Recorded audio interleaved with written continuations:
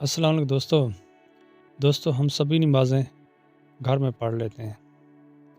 نماز مسجد میں پڑھنے سے ثواب زیادہ ملتا ہے۔ تو دوستو مسجد آپ کے گھر کے ساتھ ہے پھر بھی آپ کو ثواب ملتا ہے۔ اگر مسجد آپ کے گھر سے دور ہے جناب آپ کو ڈبل ثواب ملتا ہے۔ دوستو حضرت ابو ہریرہ سے روایت ہے، نبی صلی اللہ علیہ وسلم بیان کرتے ہیں، آپ نے فرمایا جو شخص جتنا مسجد سے دور ہوتا ہے اتنا ہی زیادہ ثواب کا حقدار ہوتا ہے۔ دوستو کوشش کیجئے گا مسجد میں نماز ادا کرنے کی، کیونکہ زندگی 4 دن کی ہے، ایک نہ ایک دن تو ہم لوگ کو جانا ہے یہاں سے۔ تو امید کرتا ہوں دوستو آپ کی یہ چھوٹی سی ویڈیو پسند آئی ہوگی۔